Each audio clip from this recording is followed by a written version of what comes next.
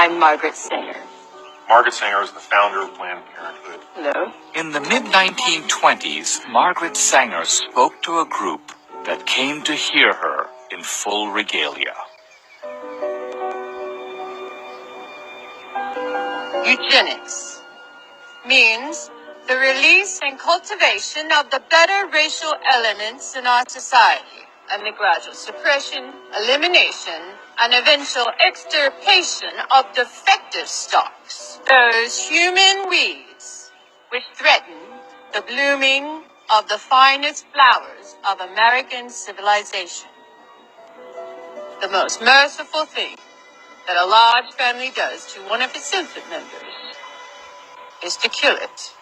She hired black ministers expressly to sell the idea. We don't want word to go out that we want to exterminate the Negro population. And the minister is the man who can straighten out that idea if it ever occurs to any of. My book will be the only one with a standalone chapter on race, but it's not called Race, it's called Race and Racism. One of the reasons I wanted this chapter to be a chapter on its own and not mixed in with ethnicity, not mixed in with other debates and discussions about stratification, as it often is because of, well, first, the important role that race still plays in American culture and cultures around the world, but also the really important task we have of moving beyond discussion of race as just a social construction. A lot of times anthropology works hard to show that race is not a biological perspective, that it actually has been constructed. And that's very, very important, but it's not enough. Because the danger is at that point that you say, well, race isn't important. I don't have to worry about it anymore. We're colorblind now. The reality is that while race is not a valid biological concept, it is still an incredibly powerful cultural concept and powerful cultural reality. So my chapter, drawing on the theme of the book, where I'm really integrating issues of power into our discussions of anthropology, looks not just at the formulation of our concepts of race and biology, but then how our cultural concepts of race are applied to create unequal systems of access to power, privilege, and resources.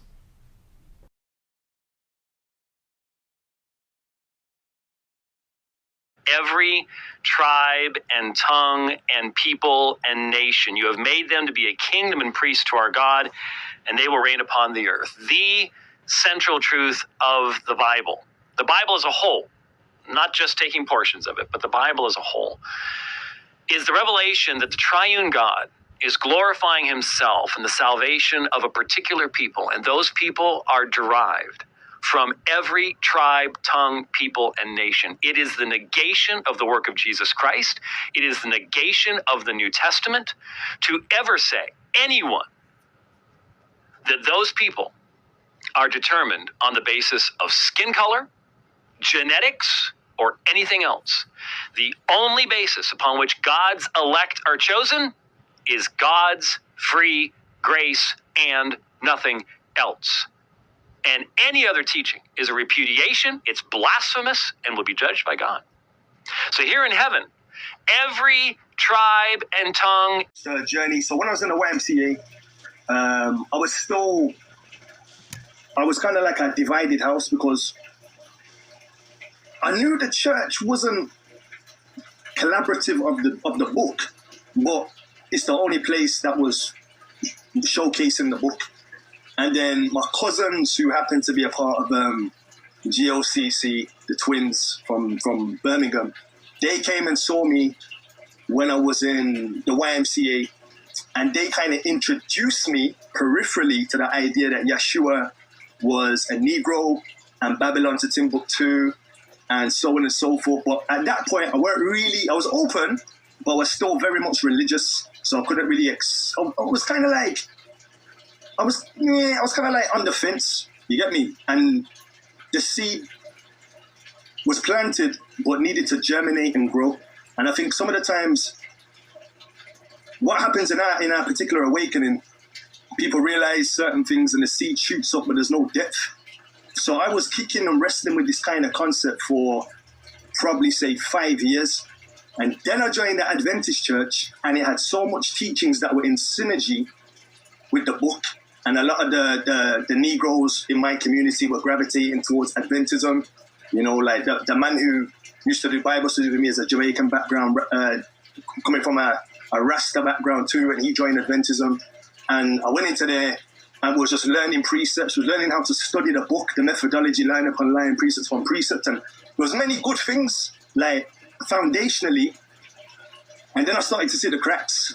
But I'll probably get onto that when you ask another question. But like I said, man, it's been a roller coaster of discovery, rediscovery, learning, unlearning, and relearning. And like I say, man, I was on this thing when I thought Jesus was a Caucasian brother, you know, with long hair, very feminine appearance, and, you know, picking lilies in the field.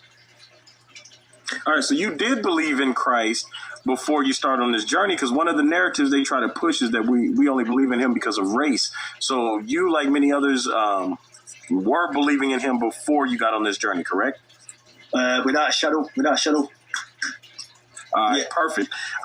All right, so now you mentioned Adventists. Now it's interesting because some of the developments that some of us have been following with the UA and Nefertiti and her belief in the Adventists. You were Adventist. What is it? What was the thing that you saw when you said you started to see the cracks? What was the thing that you saw, and what was it that finally brought you out of that? And did you immediately come into the truth, or were there steps in between Adventist and where you are now? So when I said I was an Adventist, you know, I need to clarify, I was a die-hard Adventist. Yeah, not the nominal, because there's a lot of people who say that Adventists got to keep the Sabbath, and they're coming to the thing because of the Sabbath and because of the health message of abstaining from unclean food and having a more plant-based diet. So they're coming through two mediums and vehicles, through the Sabbath or through the health message that that's promoted. Yeah. Well, when I'm saying I'm a die-hard Adventist, I mean, I was like, if anyone was to blast Ellen White, I would defend the whole. I was like the sentinel. I was with I was like Paul before Damascus in Adventism, in terms of just defending the thing. You get me? Like, even though I was that guy, so I'm trying to paint the picture of, I wasn't just like, yeah, you know, just there. I was there like full force, and the entourage that I was with, we were all just full force from the ghetto, came into Adventism and was like, oh yeah, this is amazing. And we had even to this day, yeah, because there's a thing like, you don't throw the baby out with the bathwater. Like, I'm for truth, no matter who says it, and I'm for justice, no matter who it's for or against. So even the books that I had, like all of her books, still got them today. I don't really reference them anymore because I don't really need to like that. But going back, that's what I was on. The whole structure of the church was me. You get me? So the cracks came, and they came, and I don't even know where to start with the cracks. Where should I start with the cracks, Whoops? Well, wherever you want to, whatever the first thing was you saw, what was the first thing you noticed, or the major thing? Yo, just to clarify, when I said boobs, I wasn't saying that to Dante, you know, I was saying that to the wife because she's in the room. You get me? Yeah, I know. I didn't want to be in dead silence. Yeah. You know, as well, I said to Dante before the interview, I said, yo, Dante, I don't want to do the interview, and not see how you get me, because it just feels weird. You get me? Like, it feels like, you know, them Vlad interviews where he just fires questions at people and you never get to see him. And I was like, yo, I don't want Dante to be Vlading me, you know. I don't want to be no Vlad guy. But boom, back to the thing. So, okay, the cracks. There's loads of cracks, but they are very preemptive and proactive in repairing the cracks. So when you see the crack, they've got a counter narrative for the crack. But then, so let me give a few examples of the cracks. The cracks. So, Christmas then. We know Christmas is pagan. It's paganized. It's not of the Most High. I'm not going to go into that and do a synopsis. But we know, most of us know, it's not of the Most High. So then in Adventism, the prophet, she says, kind of gives it a bly, euphemism, minimizes it, and kind of says, it's not about putting gifts. All right, so the way they wiggle around this is when you put the presents under the tree, that's a form of worship and reverence in the tree because you're putting it under the tree. So how we're going to get around this synopsis or this predicament is we're going to put the gifts onto the tree. Therefore, we're not we're not following the same tradition because we're not going under, we're going over. I was like, okay.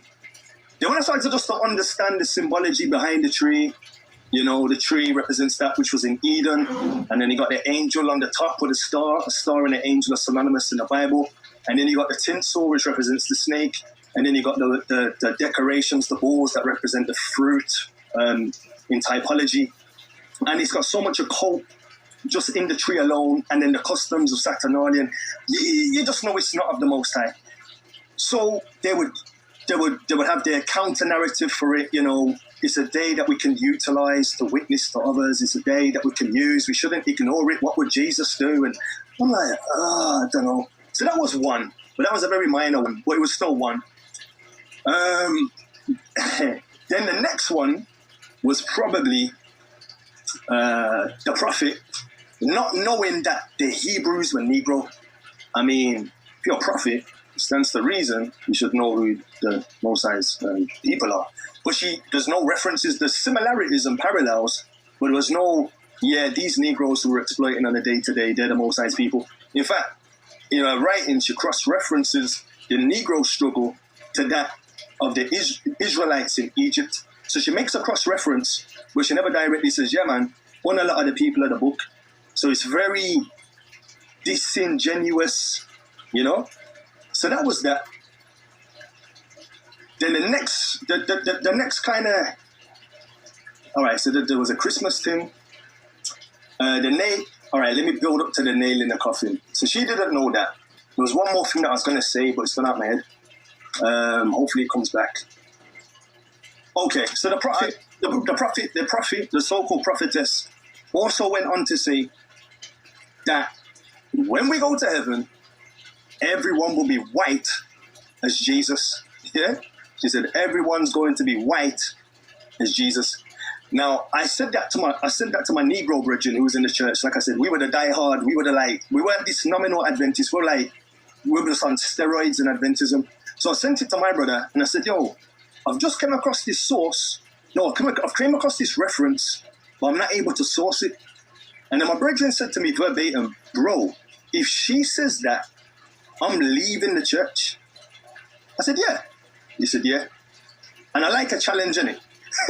So I said, all right then. And I was looking for this source. It was kind of hard to find, and I eventually found it. And I sent it to this Negro. My good brethren at the time, he don't really chat to me no more because I don't really deal with the whole church politic. I sent it to him with the source, with the reference, and he was just like, tail between the legs, and did a U-turn on what he just said. He wasn't ready to hear it, even though I sourced it and found it. You get me? So then that was interesting, because that individual is the actual person who but gave me the push to make Force Camera Action. You get me? He's the guy who kind of gave me the push. He said, you should do this and do this and this. You get me? So he was kind of the guy who pushed it, him and another individual. The other individual has left Adventism, but this guy is still diehard, waving the flag. Then, the next thing. Most of the juggernauts, the sentinels, the bastions, the oracles of truth in Adventism just so happen to be, I don't want to get you censored. They just so happen to be, I don't want to get you censored. And they run, and they just happen to be the gibberish people, them. Yeah? From the historians to the teachers. So let me say some names. So your evangelicals, Doug Batchelor, Jewish. Stephen Moore, undercover, Jewish. Goldstein, the historian, Jewish. The guy who writes the Sabbath school lessons that go global, because what they do, which is good, is they have all things are done decently and in order. So every Sabbath, no matter if you're in Ghana, Botswana, China, Europe, wherever you are, you're basically doing the same Sabbath study. And the people that publish or put the resources together, they're Jewish. So it's a very well structured, engineered body. And it was only in this particular building that they introduced me to the Prussians and the education of the Prussian people. And yeah, man, there's loads of cracks, man. But then when you start seeing the cracks and then sharing the cracks you see, you realize you become an anathema, you become an outsider, you become Beelzebub, you become distrusted. And that's kind of what I faced when I started to wake up to the deceptions in Adventism.